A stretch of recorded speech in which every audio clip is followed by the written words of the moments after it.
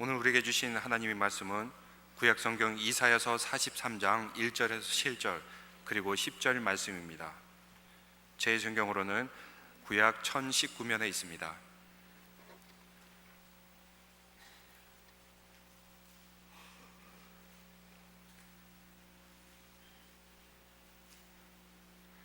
먼저 이사야서 43장 1절에서 7절까지 같이 한 목소리로 읽겠습니다.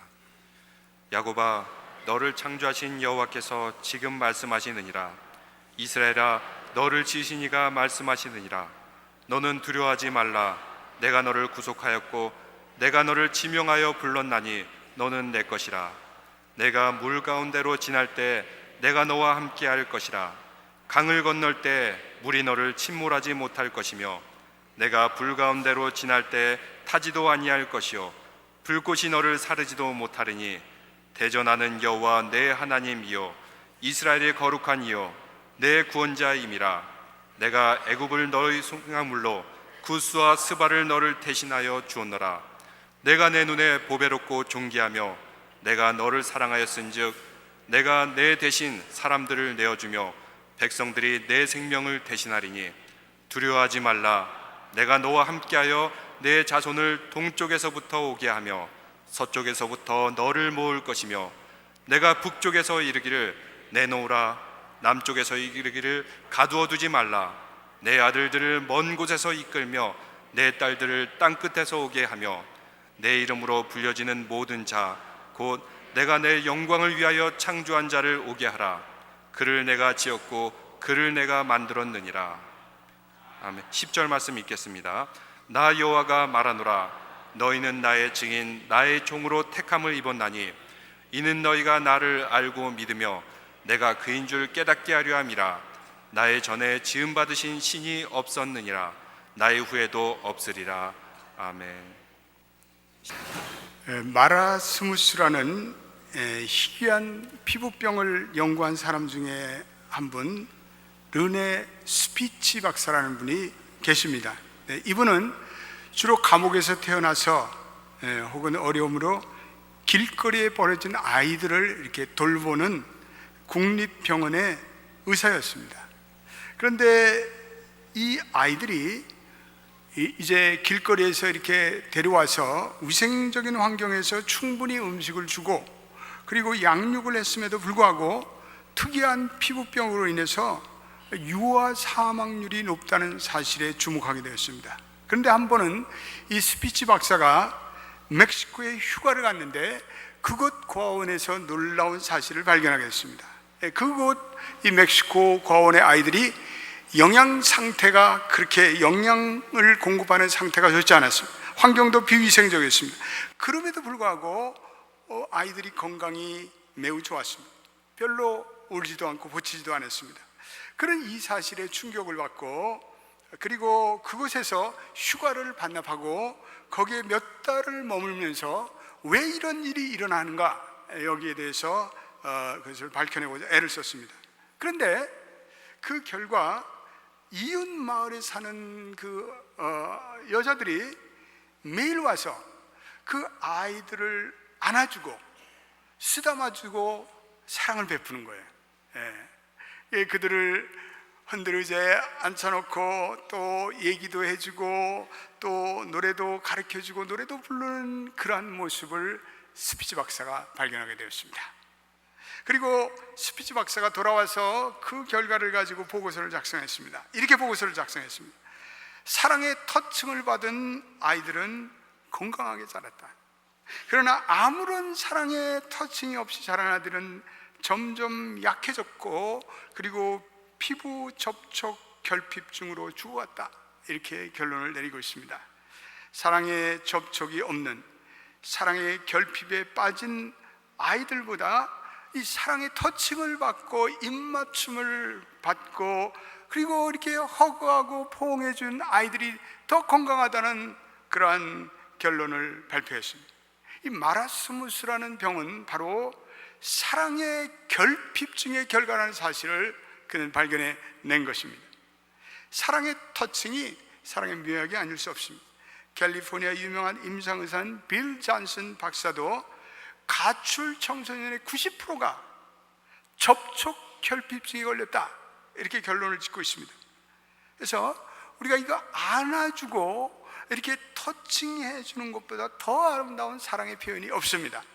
네, 우리의 자녀들을 가만히 안아주고 쓰다마 주는 것이 잔소리하는 것보다 훨씬 낫습니다.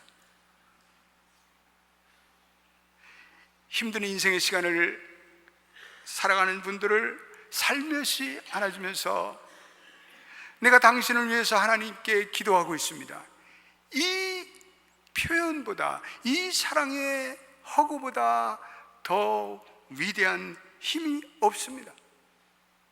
제임스 쉘러라는 유명한 정신과 의사이며 신학자라는 분이 상처는 아버지와의 관계 회복이라는 책을 썼습니다.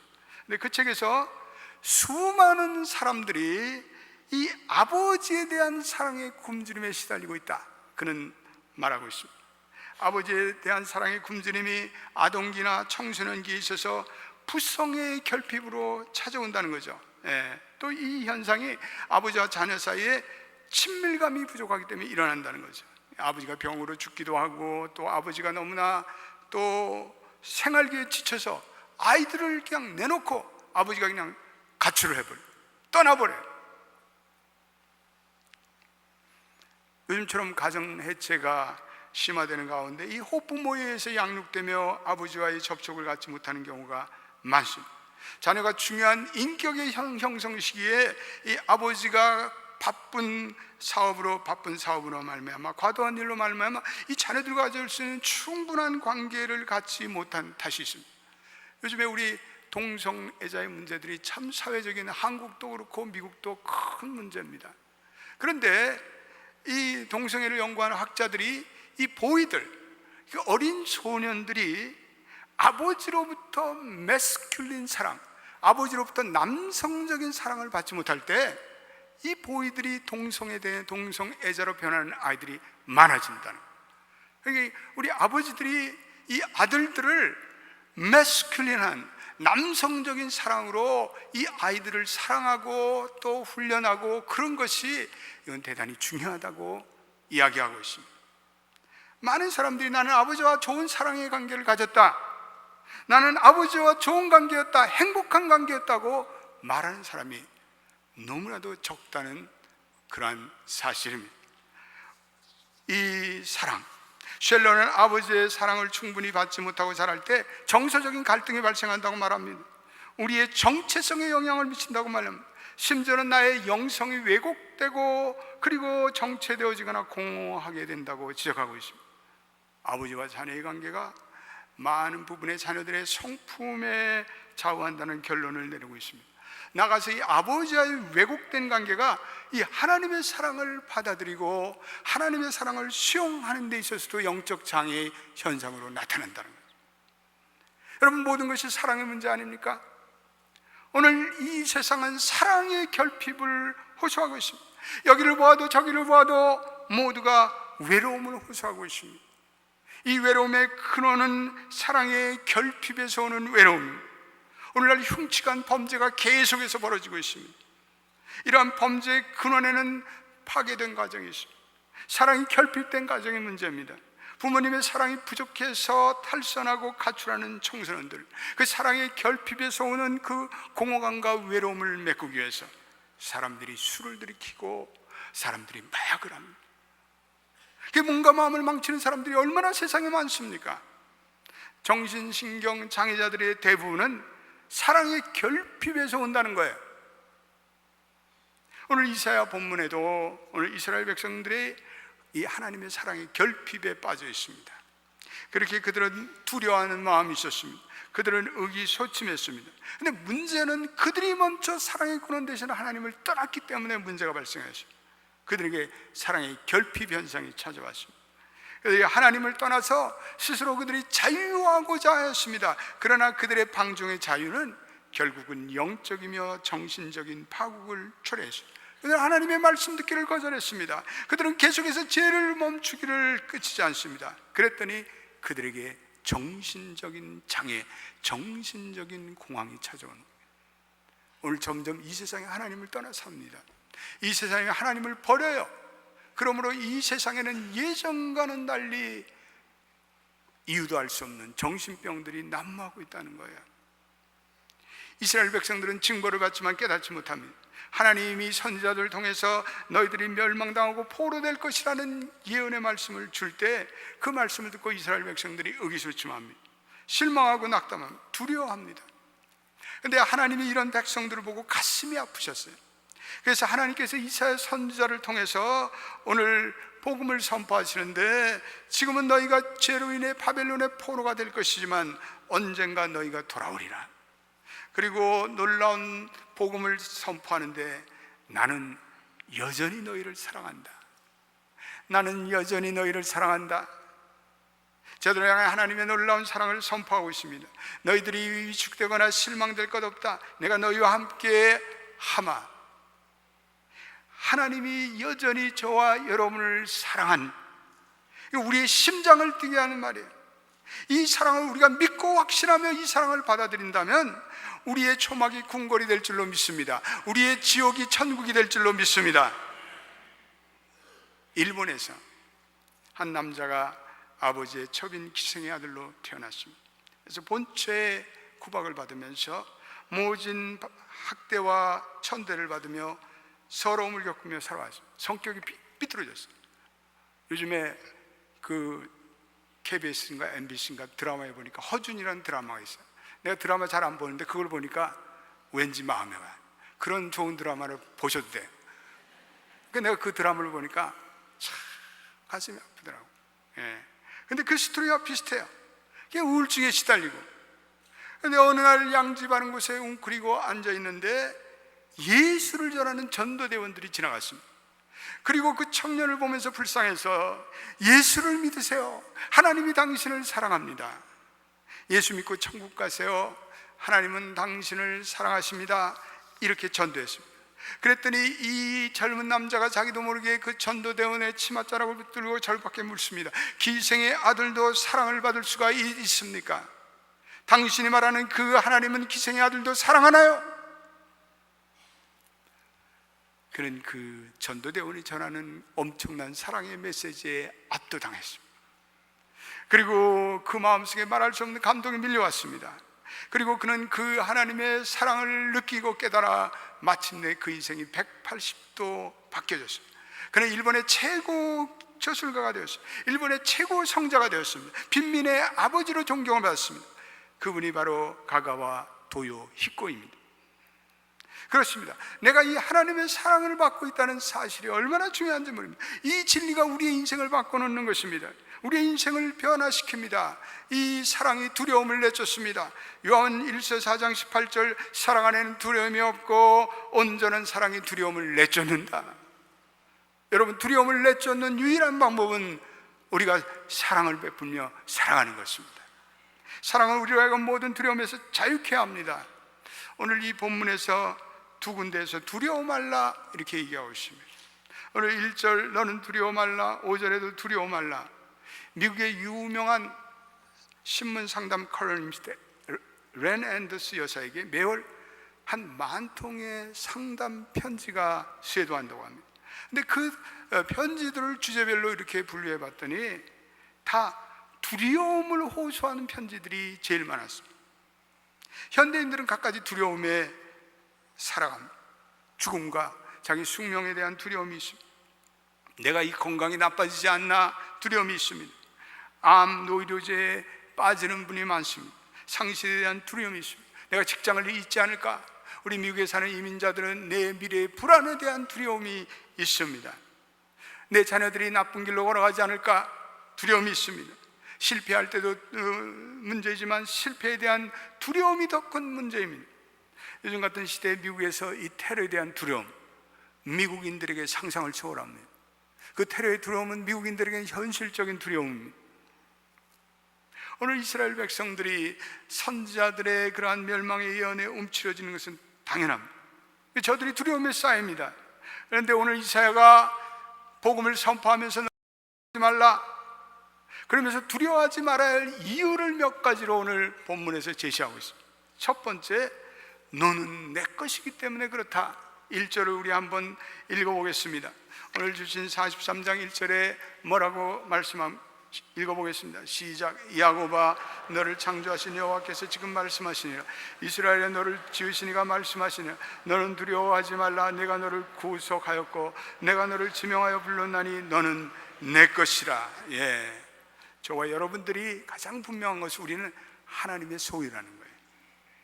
우리가 어디에 속했는가가 중요합니다. 하나님은 말씀하시면 내가 너를 만들었다, 내가 너 창조주다, 너는 내 피조물이다. 우리의 존재와 우리의 생의 목적과 우리의 삶의 미래와 앞날이 다 하나님의 장중에 있습니다. 여러분 믿습니까? 오늘 우리 하나님의 자녀들의 궁극적인 운명은 세상에 달려있는 것이 아니라 이건 하늘에 달려있고 우리는 하나님께 달려있습니다. 우린 그것을 믿어야겠습니다. 우리가 이것을 깨닫지 못하면 우리에게 궁극의 두려움이 찾아올 수가 있습니다. 세상의 것에 의해서 내가 혹시 이 해나 끼치지 않을까 우리에게 두려움이 있습니다. 그러나 그렇지 않습니다. 내 지식을 의지하고 살아가려는 사람들이 있습니다. 내 돈을 의지하려고 합니다. 내가 쌓아올린 증권과 주식을 의지하려고 합니다. 내 명예, 내 권세, 그리고 내가 쌓아올린 세상적인 기반을 의지합니다. 인간이 만들어가는 우상이죠. 이 우상에는 점점 우리가 우상을 의지할수록 이 우상에 집착하게 됩니다. 그리고 사람들은 이 우상을 계속해서 더 만들어가요. 우상이 없어지면 두려운 거예요. 그러니까 사람들이 계속해서 우상을 만들어가요. 우상을 만들어. 근데 그 우상이 무너질 때가 있어요. 그것은 하나님이 아니기 때문에 반드시 우상은 무너지게 됩니다. 우상이 우리에게 실망을 줍니다. 우상이 우리에게 어려움을 줍니다.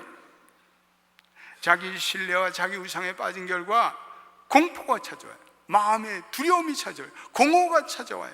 예, 우리는 착각합니다. 내가 공부를 잘해서 내가 오늘 이 자리에 이르렀다고 생각합니다. 내 기술과 내 경험으로 오늘 이 자리에 내가 섰다. 내가 돈 몇 푼 벌고 좋은 집 산다고 내가 다 된 것 같습니다. 그렇지 않습니다. 다 착각일 따릅니다. 오늘 우리는 이사야 본문에서 선포되는 하나님의 말씀에 귀를 기울여야 합니다. 너는 내 것이다. You are mine.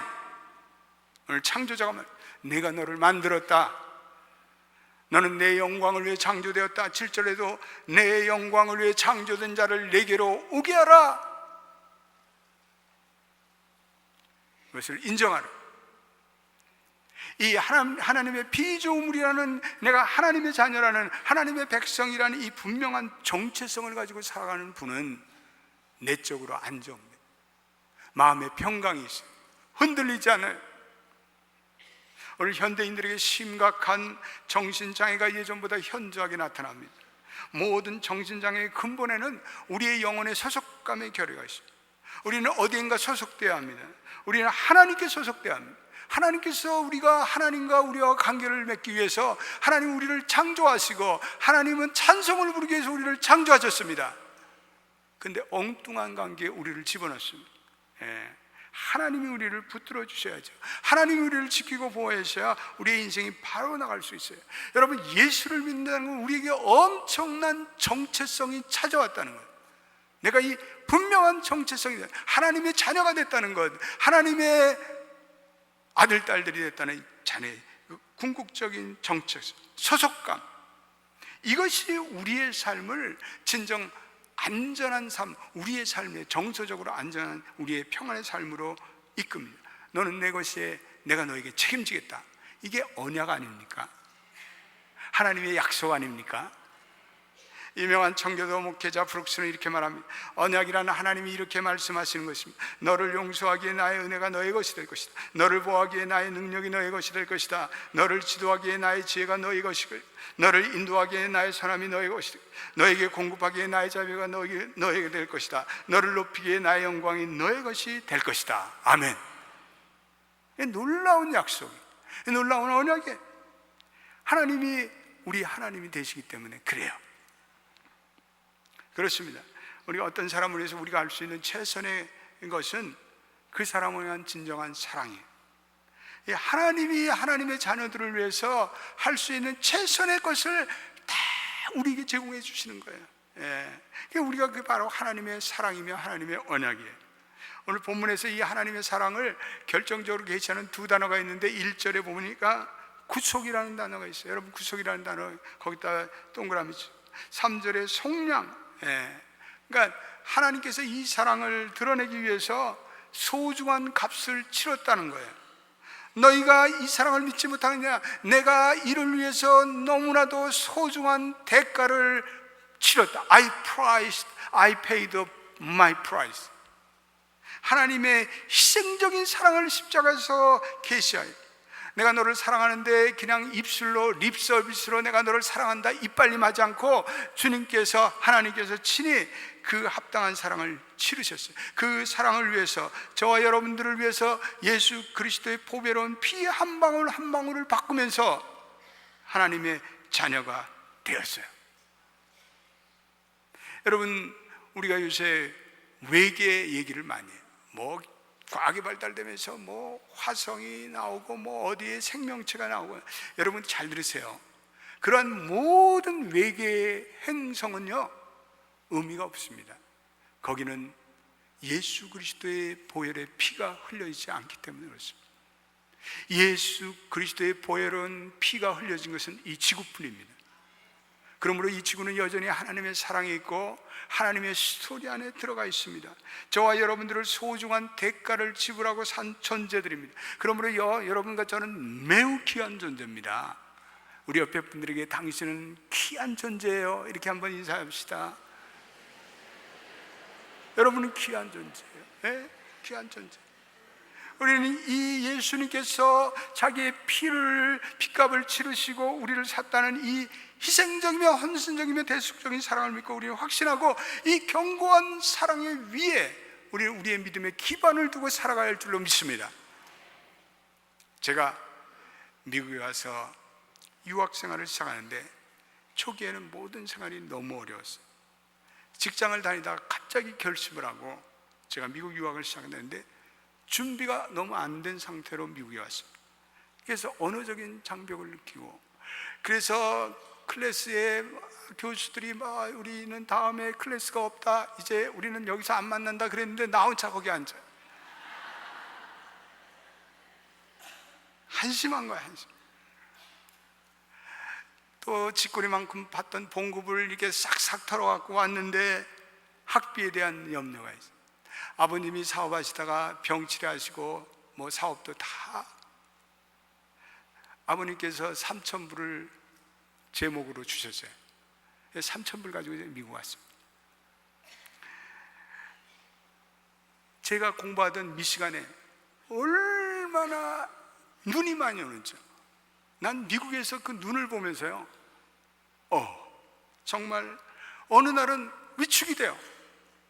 아무도 찾아오지 않죠. 그 눈이 내리는데 마음이 우울해지는 거예요. 내 자신에 대한 능력과 한계, 회의가 들었습니다. 그런데 한 번은 제가 다니던 유학생 교회에 뉴욕에서 오신 어느 목사님을 모시고 부흥사경을 했어요.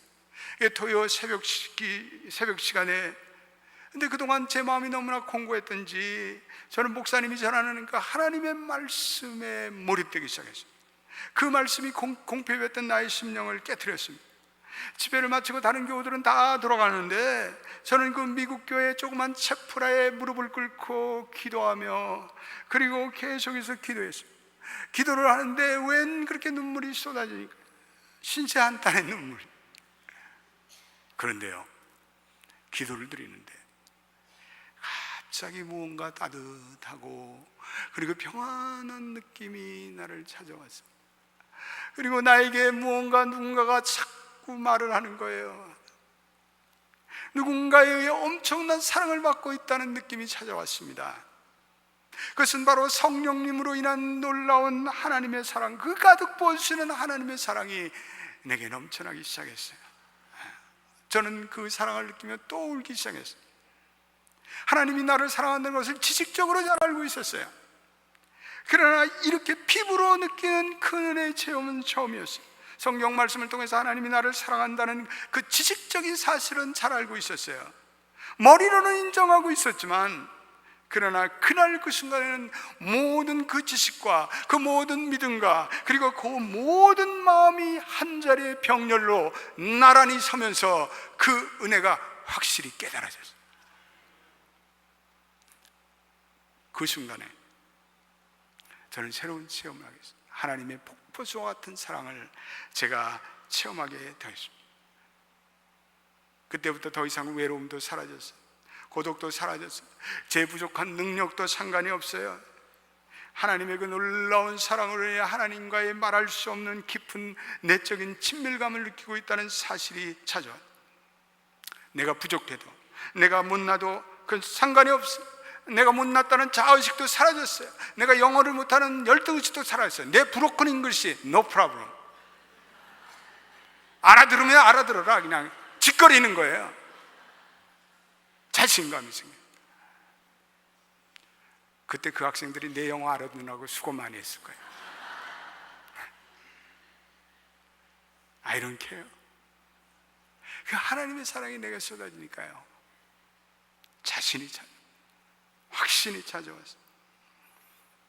그리고 하나님께 감사하고, 학비가 떨어져도 상관이 없어요. 그냥 기도하면 하나님께서 또 어떤 기간을 통해서 장학금을 조달해 주세요. 하늘의 공급하시면 기적이 열렸어요. 할렐루야. 저는 미국에서 공부를 학위를 3개나 했습니다. 그런데 돈이 없어서 한 적이 없어요. 하나님 다 공급해 주셨어요. 그때 내가 체험했던 그 하나님의 사랑을 믿고 나갔더니 하나님이 모든 것을 다 공급해 주셨어요. 할렐루야.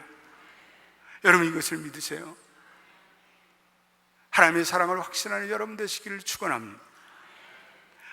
온통 우리가 들리는 소식들이 두려운 소식들, 흉한 소식들이에요. 뭐가 안 된다는 소식이에요. 그러나 하나님의 소식은 여전히 희망적이에요. 여전히 긍정적이에요. 여전히 비전이 있어요. 여전히 소망을 꽃피우게 합니다. 그 하나님이 우리를 사랑하고 있다는 그 사실은 영원한 것입니다. 하나님 우리에게 내가 너의 평생을, 아니 천대까지 책임지는 언약적인 자녀다, 이렇게 선포하고 계시는 거예요. 우리의 어떠한 외적인 상황에도 상관이 없어요. 우리의 외모도 상관이 없어요. 우리의 돈이 많고 없으면 상관이 없어요. 우리의 무슨 지위에도 상관이 없어요. 그 하나님의 영원한 사랑에서 끊을 자가 없다고 바울은 우리에게 말씀하고 있습니다. 우리가 이 하나님의 견고한 사랑을 붙잡고 있는 한 무슨 염려를 하겠어요? 무슨 근심이 하겠어요? 우리가 할 것은 아무것도 없습니다. 두려워할 것이 없습니다. 물 가운데 지날 때도 하나님이 함께 하실 것이라, 불 가운데 있을 때도 타지 않을 것이라 하나님께서 약속하고 있습니다. 우리의 인생의 때때로 풍랑일지도 모릅니다. 불꽃이 우리를 사를 것 같은 고난이 찾아올, 하늘과 땅에 나의 존재가 있게 하신 그 하나님이 나와 함께 하는데 내가 무엇을 두려워하겠습니까? 나의 형편과 나의 연약함과 나의 처지를 다 아신 하나님이 나를 두려움의 바다에 빠뜨리겠습니까? 하나님의 그 놀라운 사랑이 여러분에게 함께 하십니다. 이 확신과 믿음을 가지고 오늘도 어깨를 쫙 펴고 당당하게 살아가신 여러분 되시기를 주의 이름으로 축원드립니다. 오늘 주님께서 내가 너를 지명하여 불렀다. 여러분, 하나님께서는 우리를요 개인적으로 개별자적으로 우리를 무더기로 부르지 않으세요. 우리를 도매감으로 부르지 않으시고 우리 한 사람 한 사람에서 하나님의 독특한 계획과 하나님의 독특한 부르심이 있습니다. 하나님께서 아브라함을 부르시고 모세를 부르시고 이삭을 부르시고 야곱을 부르셨는데 그 부르심의 과정이 다 달라요. 다 상이하는 상황이에요. 다 그들의 어떤 결핍에 주님께서 채워주셨어요. 이사야에서 보면 내 이름을 내 손바닥에 새기겠다. 저와 여러분들의 이름이 하나님의 손바닥에 새겨진 존재예요. 하나님께서 있겠어요? 절대로 안 있으죠.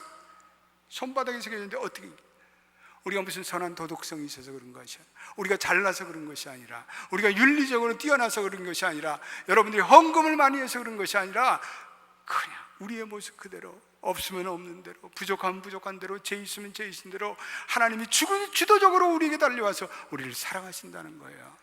여러분을 사랑하십니다. 여러분들의 환경과 여러분들의 신분과 여러분들의 현재 처지와는 전혀 관계없이 주님은 여전히 우리를 사랑하십니다.